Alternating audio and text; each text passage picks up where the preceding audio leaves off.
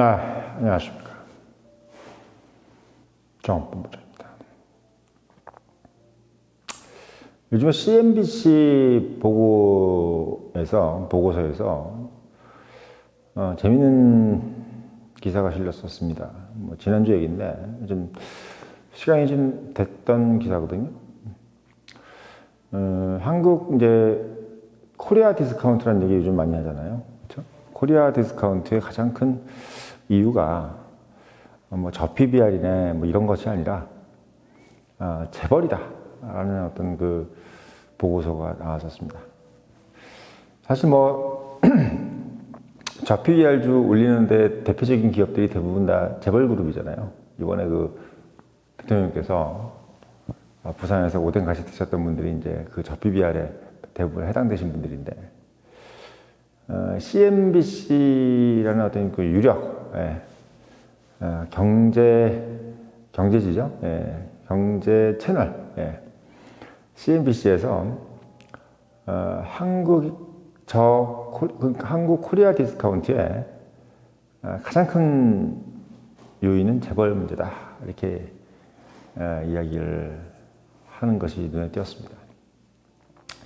사실 재벌 문제는 민주당에서도 민주당 쪽에서 원래 지속적으로 얘기했던 거고, 한국 보수는 이제 재벌 그룹이 약간 좀 뭐랄까요, 우호적인 스탠스를 좀 취했었고, 한국 좌파는 재벌을 아주 그냥 안 좋게 여겼었죠. 그래서 마치 이제 국민의힘 쪽에서는 재벌 얘기하면 상당히 고마운 것들, 재벌이라는 것이 그래도 있어서 한국 경제 이만큼 발전했다 이렇게 했던 거고, 민주당 쪽에서는 이제 재벌 그룹 세습 체제 또는 지배 구조 이런 것들 때문에 상당히 좀 반대를 하고 나섰습니다. 그래서 재벌을 놓고 나면 딱 보면은 이제 민주와 국힘의 어떤 그 이념이 상당히 다른데, 재밌는 건 뭐냐면 시대를 좀 지나갈수록 민주도 이제 어떻게 보면 친재벌이 된 거죠. 재벌에 대해서 크게 이의를 제기하는 것은 없고, 국힘이든 민주든 다 마찬가지로 지금은 금융 카르텔에 대해서도 우호적이게 되고, 또 재벌에 대해서도 그냥 크게 이제 받아들이는 그런 어떤 입장이 된 것 같아요. 물론 이제 겉으로는 얘기를 하는데 이제 그게 거기 관련돼 가지고 특별히 그런 건 없는 거죠. 그러니까 사실 어떻게 보면 이 재벌 문제는 양날의 칼이라는 얘기를 많이 했고, 재벌은 반드시 필요하면서도 또 필요악이다 이런 식인 거죠. 필요한데 악이다 이런 것으로 이제 얘기를 많이 했었었는데, 저도 이제 우리나라에서 재벌 얘기 나온 지가 벌써 몇십 년 됐잖아요. 재벌이 이게 문제다 저게 문제다 이렇게 상당히 오랫동안 그 얘기를 많이 나눴었는데, 이제 근래 그 얘기를 딱 들으니까, 특히 이제 제가 금융개혁당 얘기도 좀 하면서, 그리고 금융개혁 얘기를 좀 하면서, 과연 이제 재벌이라는 역할이 한국 사회 또는 금융시장에 어떤 역할을 할까 이런 걸 생각을 해보면, 참 어떻게 보면은 미국 증시를 생각하지 않을 수 없죠. 미국이라는 나라가 지금 1등부터 10등 중에서 7개가 미국 기업이고, 상위 50개국 중에서 30개 넘게가 다 미국 기업인 거죠. 88년도 일본이 상위 50개 중에서 34개가 일본 기업인 거하고 비슷한 거예요. 근데 좀 재밌는 건 뭐냐면, 우리가 소위 얘기해서 이 재벌이란 말이 일본에서 나왔는데도 불구하고 일본도 재벌 그룹은 없어요. 보통 하나만 하는 거야. 토요타도 토요타 하나만 하지. 소니도 소니만 하지, 소니 그룹 해가지고 소니에서 소니 제철이 있고 별의별 게 다 있고 이렇지 않는다는 얘기지. 그러니까 우리가 일본하고도 많이 비교를 하더라고요, CNBC에서. 미국은 말할 것도 없고, 미국은 뭐랄까요, 우리가 알고 있는 이름들은 대부분 다 그 회사 하나만 하잖아요. 테슬라도 테슬라, 엔비디아, 애플, 구글, 페이스북, 그거 하나만 하더라도 전 세계 웬만한 국가 시총의 2배, 3배니까. 엔비디아가 지금 얼마 나오지도 않은 회사가 지금 대한민국 전체 시총을 넘어서고 2,300조인데 2,600조가 됐죠 벌써. 그런 상황입니다. 그러니까 우리나라 정말 재벌이 뭐 20개, 30개, 60개씩 가지고 있어도 미국 한 개 기업 시총을 따라가기는커녕 그거 다 합친 것도 안 된다는 얘기야. 삼성그룹, 뭐 현대, SK그룹을 싹 다 합쳐도 엔비디아 시총을 따라가지 못하는 거죠. 엔비디아 시총을 따라가지 못해. 그러니까 이게 이제 88년도에 전 세계 50개 기업 중에서 34개가 일본 기업이 있었을 때도 일본이 뭔가 재벌 그룹으로 해가지고 뭐 SK그룹, 뭐 LG그룹 이런 그룹들이 뭔가 싹 휩쓴 게 아니라 각 개별 기업들이 상위 34개를 다 휩쓸었던 거예요. 그러니까 얼마나 힘이 강하겠습니까? 그러니까 뭐 이걸 그룹핑을 이루어가지고 너는 뭐 우리 사촌이야, 팔촌이야, 형제야 이게 아니라 다 남인 거예요. 다 남인데도 그 사람 하나하나가 엄청나게 생산성을 발휘하는 거지. 발휘하는 겁니다. 그래서 어떻게 보면 한국이 일본이나 미국하고 이제 비교할 수 없을 정도의 경제력을 가졌을 때는 이게 뭉쳐야 하지 않냐. 삼성전자가 잘났으면 우리는 삼성전자 계열이에요. 이러면서 삼성전기, 삼성 SDI, 삼성 SDS 이렇게 해서 해야 그 기업들도 삼성전자라는 어떤 그런 그늘에 좀 이렇게 겹불을 쬐는 그런 어떤 거로 생각해서 SK도 SK텔레콤이면 SK 하이닉스에 이게 막 엄청나게 막 줄줄이 붙어 있는 거지.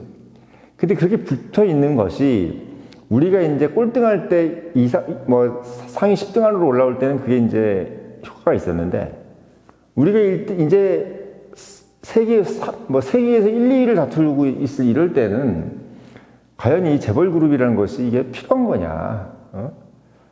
이게 굳이 이렇게 재벌 그룹이라는 것이 있는 것이 전 세계에서 1등 해먹기가 참 좋겠느냐?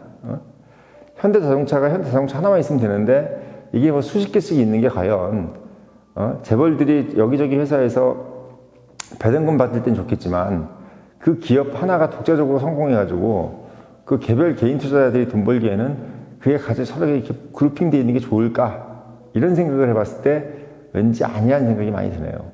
아니라는 생각이. 그래서 저는 뭐 저도 이제 국민의힘이라든지 이런 쪽에서 봤을 때는 재벌을 워낙 이제 박정희 때 개발 독재 때부터 시작이 돼가지고 한국이라는 나라가 재벌이 꼭 있어야 살고 아니면 죽는다는 개념으로 많이 교육이 된 것 같은데 또 반대로 민주당 쪽에서는 재벌은 모든 악의 근원이 이것도 둘 다 아닌 것 같아. 무조건 있어야 되는 존재도 아니고 그렇다고 해서 그 사람들이 이불도 아니고 악도 아니고 그냥 우리가 어떻게 보면 먹고 살려고 지금까지 오면서 어느 정도 그걸 인정해 준 거예요. 인정해 준 건데 이제까지는 그것 때문에 먹고 살았다 치고 그게 악이었다 치고 그러니까 선과 악을 다 갖고 있는 모습이었다면 이제는 우리의 발목을 잡고 있는 부분이 아닌가. 어떤 그룹에 속해 있다. 삼성그룹 계열사다. SK그룹 계열사다. 이게 그 회사의 어떤 퀄리티를 보장해 주는 게 아니라 그 회사 자체의 어떤 실적 그리고 그 회사 자체의 어떤 성장 가능성이 그 회사를 담보하는 거지. 그 회사가 어떤 그룹의 계열이다. 이게 이제 과연 언제까지 그 회사를 담보해 줄 수 있을까에 대해서는 이제 의문을 가지게 되는 시대가 왔다는 얘기죠. 엔비디아가 도대체 어느 계열이야? 이런 것처럼. 엔비디아 계열의 이런 얘기들은 이제 의미가 없는 시절이 되지 않았느냐. 이런 생각이 듭니다. 그러니까 벌써 우리도 이제 SK그룹 이게 중요한 게 아니라 엔비디아에 누가 납품했어? 에코프로는 어디로 납품하는 거야? 이런 식으로 돼야지 이제 이게 그 회사가 가능성이 보이는 거지. 삼성의 계열이라 그래가지고 해결되는 분위기가 아닌 것처럼 지금도 한국도 되어가고 있잖아요. 그렇게 되어가고 있습니다. 그래서 제가 봤을 때는 자동으로 CNBC의 어떤 보고서도 보고서지만 이젠 자동으로 코리아 디스카운트의 어떤 가장 큰 이유가 재벌이라는 것에 대해서 이걸 누가 반대하고 찬성하고의 문제가 아니라 이제는 모든 국민이 납득하는 이제 시기가 오지 않았느냐 어느 정도. 이제 여기서 우리가 뭔가를 반대할 수도 없고 이제는 어떻게 보면 그냥 이름 하나가 더 멋있는 것 같아. 어떤 이름 하나, 그게 어느 계열이다, 이게 중요한 게 아니라 그 계열 하나, 그거 회사가 잘 나가면 그 회사 말고 또 다른 놈이 또 1등을 하는 거지. 뭐 엔비디아의 뭐 계열사가 막 40개씩 있고 그러면 그 엔비디아가 뭐 대단해 보이겠습니까? 이번에 그 애플도 애플 전기차를 포기했잖아요. 예, 애플이 전기차를 포기했습니다. 그러니까 우리가 타이탄 계획이라고 그러죠. 그 애플이 전기차 계획을 10년 동안 했던 전기차 계획을 포기했어요. 그러니까 애플도 자기의 어떤 그 화려한 이미지, 애플이라는 이미지에 좀 덕을 보려고, 그러니까 뭐 테슬라나 이런 데보다는 애플카가 더 멋있잖아. 뭐 이런 식으로 됐는데 결국은 독자적으로 전기차를 만드는 테슬라를 못 이기는 거예요. 못 이기는 거야. 아무리 뭐 자기들이 애플이라는 이미지가 훌륭해도 그게 안 되는 거예요. 삼성도 결국은 옛날 자동차 만든다고 해서 실패했지 않습니까? 삼성 차 안 되는 거예요, 그게. 왜? 차만 해도 이기까 말까인데 뭐 반도체 하다가 핸드폰 만들다가 차 만드는 게 만들어지냐는 거예요, 이게. 완전히 다른 업종을 해가지고는 승산이 없다는 거죠. 그래서 제가 봤을 때는 이 그룹사의 개념도 이게 언제까지 갈지 제가 봤을 때는 크게 이제 끝나지 않았냐. 왜냐면 늘상 얘기지만 이건 세계 1등을 안 하면 이제 죽게 생긴 시대가 된 거예요. 전 세계가 워낙 서로 커넥션이 되다 보니까 이게 세계 1등이야 하면 그걸 사는 거지. 이제는 애국심을 통해서 갤럭시 살 시대도 끝났어. 이제는 정말 잘못하면 대한민국 사람들도 한국 제품이어도 애플 살 수 있을 가능성도 오고 갤럭시가 1등이래야만 사는 그런 시대가 이제 올 거란 말이에요. 예. 이제 애국심 때문에 현대차를 사지도 않을 겁니다. 예. 외국에서 삼류하는 차를 우리가 인류라고 살 수는 없는 거예요. 그런 개념인 거예요. 그래서 그냥 현대자동차도 현대자동차만 해야 될 것이고 삼성도 하나만 만들어야 되고 에코프로 같이 이렇게 소위 얘기해서 딱 양극재만 한다든지 아니면 뭐 삼성, LG 엔솔처럼 딱 그만 LG 엔솔도 제가 봤을 때는 그냥 엔솔로 그냥 가셨어요. 엔솔 이런 식으로 LG하고 상관없는 뭐 이런 식으로 점점 가야 되지 않겠냐. 아니면 LG가 정말 완전히 무슨 뭐 진짜 하나를 아예 만들든지 LG 엔솔이라는 걸로 해가지고 그냥 분립을 해버리든지. 예. LG 엔솔하고 LG 전자하고 뭔 사이가 뭔 관계가 있겠습니까?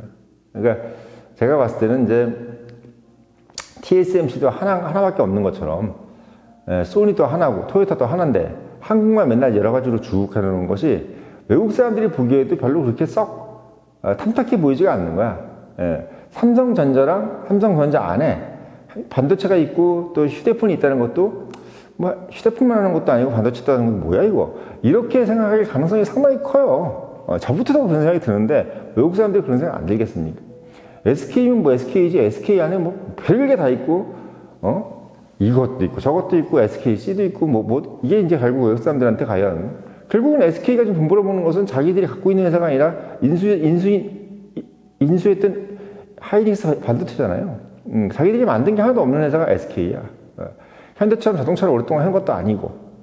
그러니까 이런 시기가 될 거기 때문에 코리아 디스카운트의 진짜 이유가 재벌 그룹이라는 것도 일견 어떻게 보면 CNBC만의 어떤 독특한 발상이라거나 발칙한 발상이 아니라 이제 우리도 받아들일 수밖에 없는 그런 발상이 아닌가 하는 생각이 들어서 어떻게 보면 좀 개인 투자자들한테도 이제는 그게 납득이 되지 않겠느냐 그 얘기가. 그러니까 이제는 재벌급이라는 것이 성공의 부증수표가 아니라는 거. 이제는 어떻게 보면 약간 올드데이트의 개념이라는 것도 그런 생각이 이제 들 때가 됐다는 거. 이런 생각이 들어서 한번 영상을 올렸습니다.